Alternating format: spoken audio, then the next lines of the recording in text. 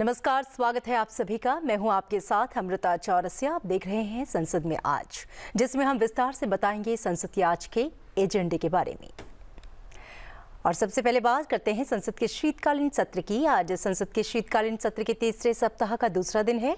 आज संसद के दोनों सदनों की कार्यसूची में क्या कुछ विशेष है, आइए जानते हैं। और सबसे पहले नजर डालते हैं लोकसभा की कार्यसूची पर। लोकसभा में आज की कार्यवाही की शुरुआत प्रश्नकाल से होगी। प्रश्नकाल के दौरान विभिन्न मंत्रालयों से जुड़े अलग अलग सूची में सम्मिलित प्रश्न पूछे जाएंगे, उनके उत्तर दिए जाएंगे। सभा पटल पर विभिन्न मंत्रालयों से संबंधित पत्र रखे जाएंगे, जिनमें शामिल हैं वाणिज्य और उद्योग मंत्रालय, सहकारिता मंत्रालय, कृषि और किसान कल्याण मंत्रालय, गृह मंत्रालय, सामाजिक न्याय और अधिकारिता मंत्रालय,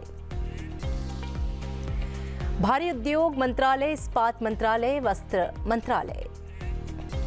इसके साथ ही लोक लेखा समिति 2024-25 के पहले प्रतिवेदन यानी कि रिपोर्ट की प्रति हिंदी तथा अंग्रेजी में प्रस्तुत की जाएगी।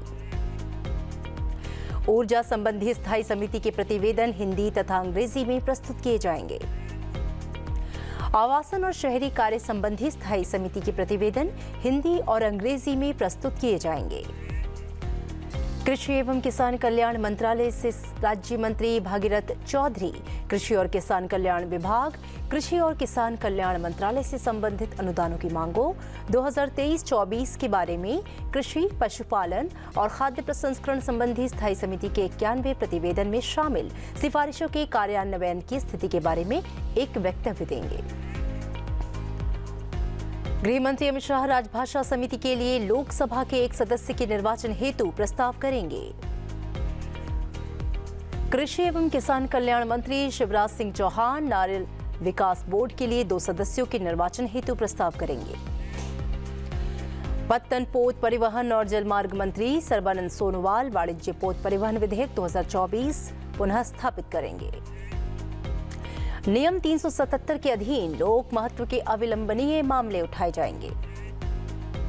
रेल मंत्री अश्विनी वैष्णव 4 दिसंबर को पेश किए गए रेल संशोधन विधेयक 2024 को आगे विचार और पारित किए जाने के लिए प्रस्तुत करेंगे। गृह मंत्री अमित शाह आपदा प्रबंधन संशोधन विधेयक 2024 को विचार और पारित किए जाने के लिए प्रस्तावित करेंगे। और आइए अब नजर डालते हैं राज्यसभा की आज की कार्यसूची पर। राज्यसभा में आज की कार्यवाही की शुरुआत सदस्यों को जन्मदिन की शुभकामनाएं देने के साथ होगी। आज राज्यसभा सदस्य महुआ मांझी को जन्मदिन की शुभकामनाएं दी जाएंगी। आज जिन मंत्रालयों से संबंधित पत्र सभा के पटल पर रखे जाएंगे, उनमें शामिल हैं आयुष मंत्रालय, स्वास्थ्य और परिवार कल्याण मंत्रालय, वित्त मंत्रालय, रसायन और उर्वरक मंत्रालय, पत्तन पोत परिवहन और जलमार्ग मंत्रालय, कारपोरेट कार्य मंत्रालय, उपभोक्ता मामले, खाद्य और सार्वजनिक वितरण मंत्रालय। इसके साथ ही विभाग संबंधित ऊर्जा संबंधी संसदीय स्थायी समिति की प्रतिवेदनों की एक प्रति हिंदी और अंग्रेजी में सभा पटल पर रखी जाएगी। विभाग संबंधी आवासन और शहरी कार्य संबंधी संसदीय स्थायी समिति 2024-25 के प्रतिवेदनों की एक प्रति हिंदी और अंग्रेजी में सभा के पटल पर रखी जाएगी। लोकलेखा समिति 2024-25 के पहले प्रतिवेदन की प्रति हिंदी और अंग्रेजी में सभा के पटल पर रखी जाएगी। स्वास्थ्य एवं परिवार कल्याण मंत्रालय में राज्य मंत्री प्रताप राव गणपतराव जाधव विभाग संबंधी स्वास्थ्य और परिवार कल्याण संबंधी संसदीय स्थायी समिति के 149वें और 147वें प्रतिवेदनों में शामिल सिफारिशों के कार्यान्वयन की स्थिति के संबंध के बारे में वक्तव्य देंगे। स्वास्थ्य और परिवार कल्याण मंत्री जगत प्रकाश नड्डा एम्स के ऋषिकेश और देवघर केंद्रों के लिए एक सदस्य के निर्वाचन का प्रस्ताव करेंगे।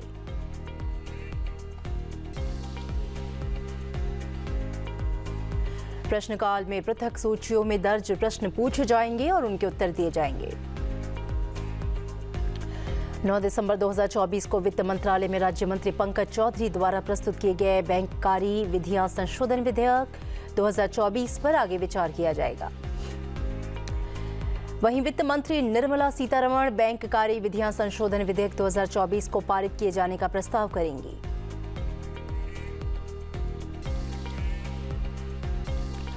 और आइए अब जानते हैं कि लोकसभा में प्रश्नकाल के दौरान किन किन मंत्रालयों से जुड़े प्रश्न पूछे जाएंगे।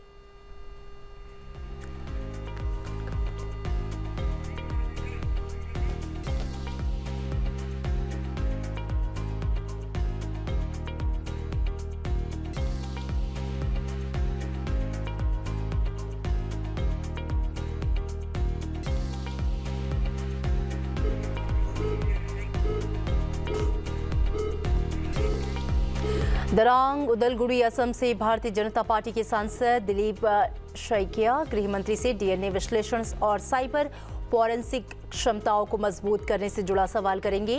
वो पूछेंगे कि क्या सरकार के पास देश में डीएनए विश्लेषण और साइबर फॉरेंसिक क्षमताओं को मजबूत करने के लिए कोई योजना तैयार करने का प्रस्ताव है। यदि हाँ तो उसका ब्यौरा क्या है और क्या सरकार फॉरेंसिक विज्ञान के क्षेत्र में राष्ट्रीय महत्व का संस्थान स्थापित करने का प्रस्ताव रखती है। यदि हाँ तो उसका ब्यौरा क्या है।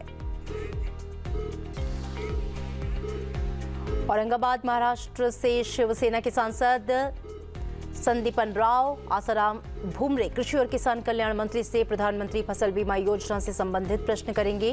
वो पूछेंगे कि पिछले 5 वर्षों के दौरान सरकार द्वारा शुरू की गई प्रधानमंत्री फसल बीमा योजना के तहत कवर किए गए किसानों की राज्यवार संख्या कितनी है और विशेषकर संभाजी नगर सहित महाराष्ट्र के जिलावार संख्या कितनी है। दरभंगा बिहार से भारतीय जनता पार्टी के सांसद गोपाल जी ठाकुर ग्रामीण विकास मंत्री से सवाल करेंगे। वे जानना चाहेंगे कि पिछले 5 वर्षों के दौरान विशेषकर 2014-24 और 2006-13 की तुलना में महात्मा गांधी राष्ट्रीय ग्रामीण रोजगार गारंटी योजना के तहत नियोजित व्यक्तियों का विशेषकर दरभंगा सहित बिहार, हिमाचल प्रदेश और उत्तर प्रदेश सहित राज्य जिलावार ब्यौरा क्या है और उसकी संख्या कितनी है। पोल्लाची तमिलनाडु से डीएमके के सांसद ईश्वर स्वामी के गृह मंत्री से सवाल करेंगे। वो जानना चाहेंगे कि क्या केंद्र सरकार अन्य देशों की मदद से साइबर हमलों, हैकिंग और कई अन्य कंप्यूटर आधारित अपराधों को रोकने पर विचार कर रही है। यदि हाँ तो उसका ब्यौरा क्या है और देश में साइबर अपराध के खिलाफ क्या कदम उठाए गए हैं। अराकू आंध्र प्रदेश से युवा जन श्रमिक रायथू कांग्रेस पार्टी की सांसद डॉक्टर गुम्मा तनुजा रानी कृषि और किसान कल्याण मंत्री से सवाल करेंगी। वो जानना चाहेंगी कि प्रधानमंत्री किसान सम्मान निधि योजना के शुरू होने के बाद से लाभान्वित होने वाले अनुसूचित जाति, अनुसूचित जनजाति, अन्य पिछड़ा वर्ग के किसानों की कुल संख्या कितनी है। मालहदा उत्तर पश्चिम बंगाल से भारतीय जनता पार्टी के सांसद खगेन मुर्मू कृषि किसान कल्याण मंत्री से सवाल करेंगे। उनके सवाल होंगे कि सरकार के 100 दिवसीय कार्यक्रम के तहत मंत्रालय की महत्वपूर्ण उपलब्धियां क्या हैं, जलवायु अनुकूल और उच्च उपज देने वाले बीजों की कोई नई किस्म पेश की गई है और त्रिपुरा सहित राज्यवार पीएम किसान योजना के तहत कितने नए किसान जुड़े। इंदौर मध्य प्रदेश से भारतीय जनता पार्टी की सांसद शंकर लालवानी पंचायती राज्य मंत्री से सवाल करेंगे। वो पूछेंगे कि क्या सरकार ने पंचायत स्तर पर किसानों को डिजिटल तरीके से स्थानीय मौसम पूर्वानुमान उपलब्ध कराने के लिए प्रयास किए।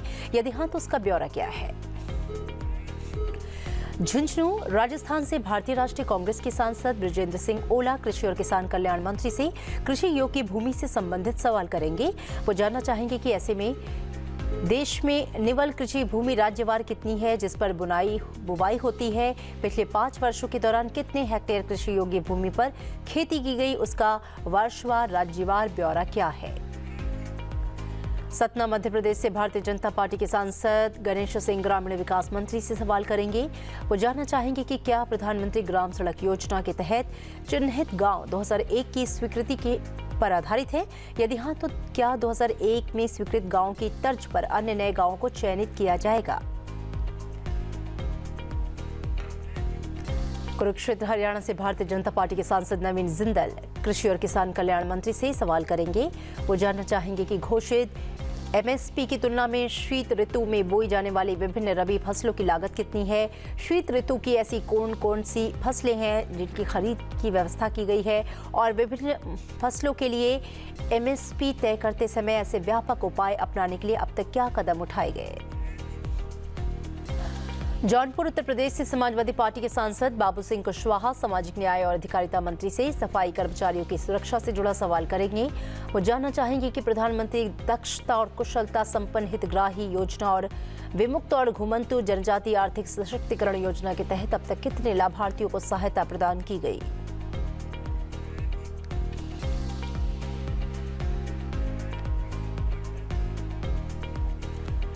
बालाघाट मध्य प्रदेश से भारतीय जनता पार्टी की सांसद भारती पारधी कृषि और किसान कल्याण मंत्री से सवाल करेंगी। वो जानना चाहेंगी कि क्या सरकार ने घरेलू तिलहन उत्पादन को बढ़ावा देने और खाद्य तेलों में आत्मनिर्भरता हासिल करने के लिए राष्ट्रीय खाद्य तेल तिलहन मिशन को मंजूरी दी है। यदि हाँ, तो उस मिशन का पूरा ब्यौरा क्या है।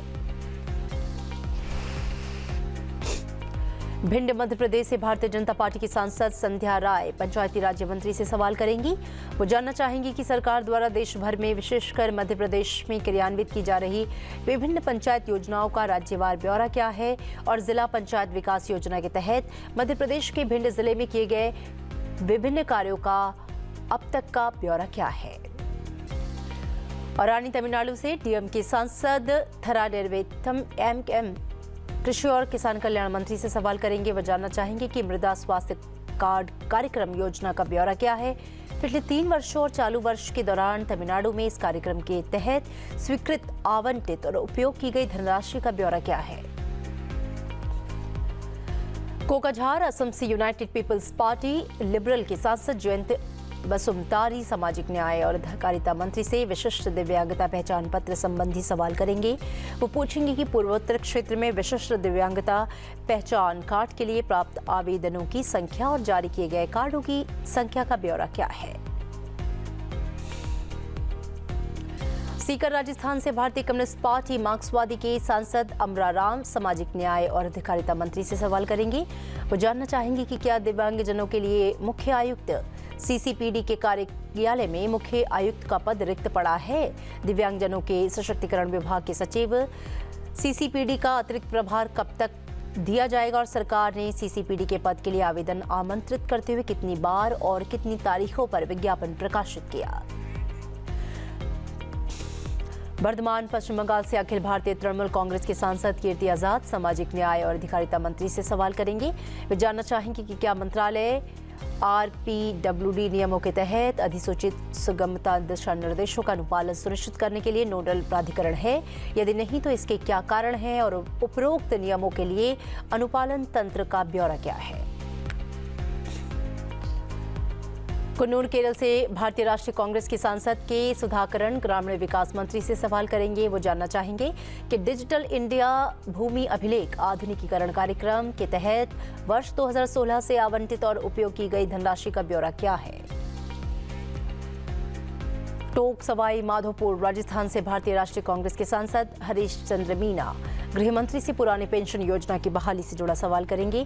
वो जानना चाहेंगे कि क्या सरकार को सेवानिवृत्त अधिकारियों और शहीद कर्मियों के परिवारों के कल्याण और पुनर्वास के उद्देश्य से कल्याण बोर्ड की स्थापना के संबंध में भूतपूर्व केंद्रीय सशस्त्र पुलिस बल कल्याण संघ से कोई अनुरोध प्राप्त हुआ और यदि हाँ, तो उसका ब्यौरा क्या है। जहीराबाद तेलंगाना से भारतीय राष्ट्रीय कांग्रेस के सांसद सुरेश कुमार शेटकर सामाजिक न्याय और अधिकारिता मंत्री से दिव्यांग व्यक्तियों के कल्याण से जुड़ा सवाल करेंगे। वो पूछेंगे कि क्या कुछ राज्यों ने दिव्यांग व्यक्तियों के कल्याण के लिए मांगों पर विचार करने का आग्रह किया है, क्योंकि देश में 140 करोड़ लोगों में से 2.68 करोड़ दिव्यांगों को वर्गीकृत किया गया है और कुल जनसंख्या का 2.21% ये है। यदि हाँ, तो आंशिक रूप से दिव्यांग व्यक्तियों के लिए दिव्यांगता भत्ता बढ़ाकर 6,000 रुपए प्रति माह और पूर्ण रूप से दिव्यांग व्यक्तियों के लिए 15,000 रुपए प्रति माह करने की मांगों का ब्यौरा क्या है।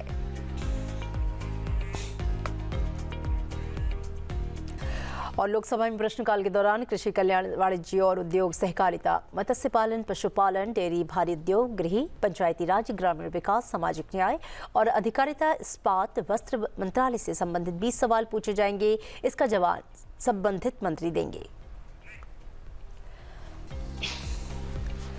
प्रश्न के दौरान लोकसभा में 7 सवाल कृषि कार्य और किसान कल्याण संबंधित मंत्रालय से होंगे। इसका जवाब केंद्रीय कृषि और किसान कल्याण मंत्री शिवराज सिंह चौहान देंगे। लोकसभा में प्रश्नकाल के दौरान 3 सवाल पूछे जाएंगे। इसका जवाब केंद्रीय गृह मंत्री अमित शाह देंगे। 2 सवाल प्रश्नकाल के दौरान पंचायती राज्य मंत्रालय से होगा, जिसका जवाब केंद्रीय पंचायती राज्य मंत्री राजीव रंजन सिंह देंगे। लोकसभा में प्रश्नकाल के दौरान 3 सवाल ग्रामीण विकास मंत्रालय से होंगे। इसका जवाब केंद्रीय ग्रामीण विकास मंत्री शिवराज सिंह चौहान देंगे। लोकसभा में प्रश्नकाल के दौरान 5 सवाल सामाजिक न्याय और अधिकारिता मंत्रालय से होंगे। इसका जवाब केंद्रीय सामाजिक न्याय और अधिकारिता मंत्री डॉक्टर वीरेंद्र कुमार देंगे। और आइए अब जानते हैं कि राज्यसभा में प्रश्नकाल के दौरान कौन से सवाल किए जाएंगे। तमिलनाडु से द्रविड़ मुन्नेत्र कषगम की सांसद पी विल्सन के प्रश्न स्वास्थ्य और परिवार कल्याण मंत्री से होंगे।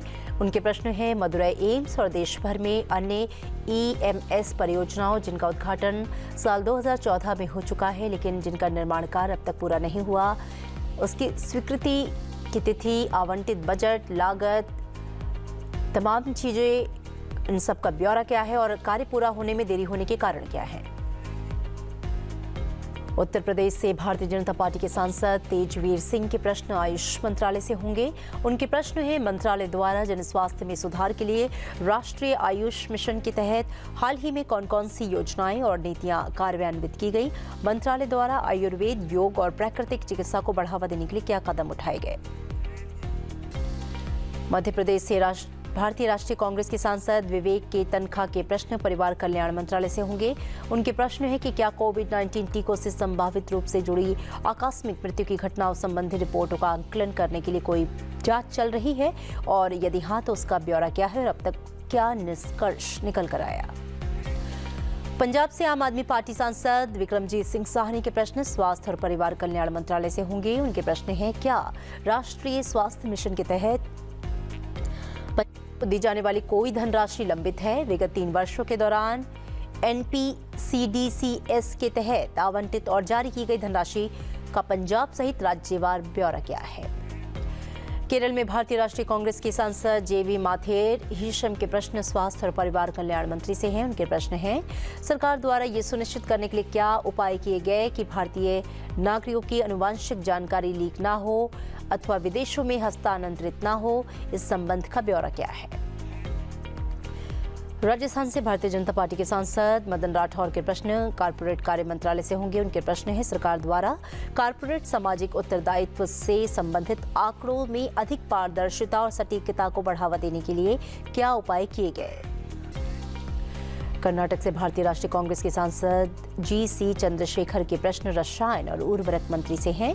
उनके प्रश्न है कि क्या सरकार को इस बात की जानकारी है कि उर्वरक की कीमत प्रत्येक वर्ष बढ़ रही है जिससे देश भर के किसान पर भारी वित्तीय दबाव पड़ रहा है और खेती के लिए उर्वरक खरीदने की उनकी क्षमता प्रभावित हो रही है।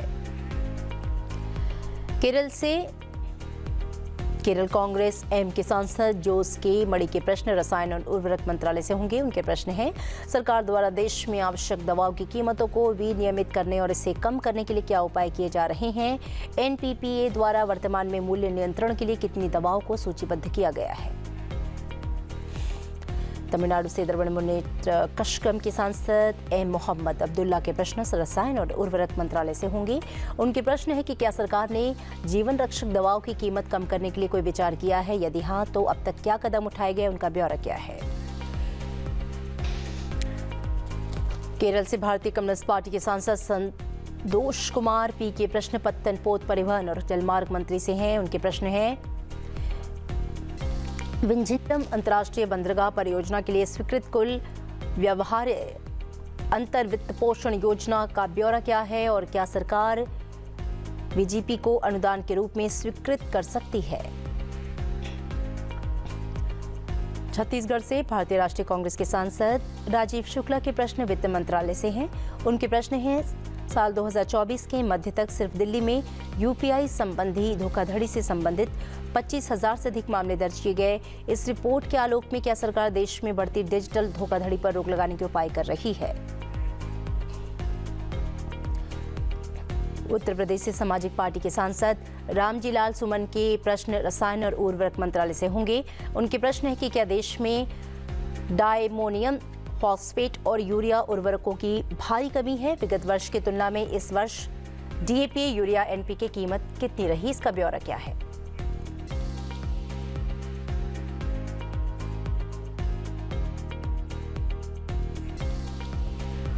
बिहार से राष्ट्रीय जनता दल के सांसद मनोज झा के प्रश्न उपभोक्ता मामले, खाद्य और सार्वजनिक वितरण मंत्रालय से हैं। उनके प्रश्न है कि क्या सरकार ने देश में भ्रामक और छद्म विज्ञापनों को विनियमित करने के लिए कोई व्यापक कार्यनीति तैयार की है?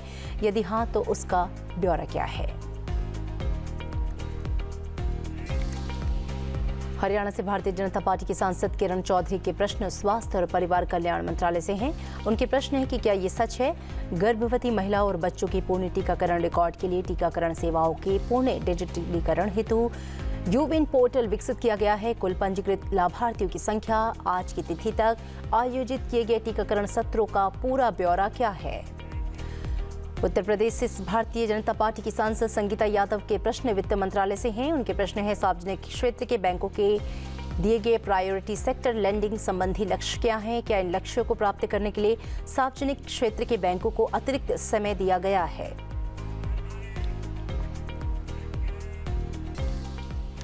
और राज्यसभा में प्रश्नकाल के दौरान आयुष, रसायन और उर्वरक, उपभोक्ता मामले, खाद्य और सार्वजनिक वितरण, कॉर्पोरेट कार्य, वित्त, स्वास्थ्य और परिवार कल्याण, नवीन और नवीकरणीय ऊर्जा, पत्तन पोत, परिवहन और जलमार्ग मंत्रालय से संबंधित 15 प्रश्न पूछे जाएंगे, जिसका जवाब संबंधित विभाग के मंत्री देंगे। राज्यसभा में प्रश्नकाल के दौरान एक सवाल आयुष मंत्रालय से होगा। इसका जवाब केंद्रीय आयुष राज्य मंत्री स्वतंत्र प्रभार प्रताप राव जाधव देंगे। 4 सवाल रसायन और उर्वरक मंत्रालय से होंगे, जिसका जवाब केंद्रीय रसायन और उर्वरक मंत्री जगत प्रकाश नड्डा देंगे। 1 सवाल उपभोक्ता मामले, खाद्य और सार्वजनिक वितरण मंत्रालय से होगा, जिसका जवाब केंद्रीय उपभोक्ता मामले, खाद्य और सार्वजनिक वितरण प्रणाली मंत्री प्रहलाद जोशी देंगे। 1 सवाल कॉर्पोरेट कार्य मंत्रालय से होगा, जिसका जवाब केंद्रीय कॉर्पोरेट मंत्री निर्मला सीतारमण देंगी। प्रश्नकाल के दौरान 2 सवाल वित्त मंत्रालय से होंगे, जिसका जवाब केंद्रीय वित्त मंत्री निर्मला सीतारमण देंगी। 5 सवाल जो हैं वो स्वास्थ्य और परिवार कल्याण मंत्रालय से पूछे जाएंगे, जिसका जवाब केंद्रीय स्वास्थ्य और परिवार कल्याण मंत्री जगत प्रकाश नड्डा देंगे। इस दौरान 1 सवाल पत्तन पोत, परिवहन और जलमार्ग मंत्रालय से होगा, जिसका जवाब केंद्रीय पत्तन पोत, परिवहन, जलमार्ग मंत्री सर्बानंद सोनोवाल देंगे।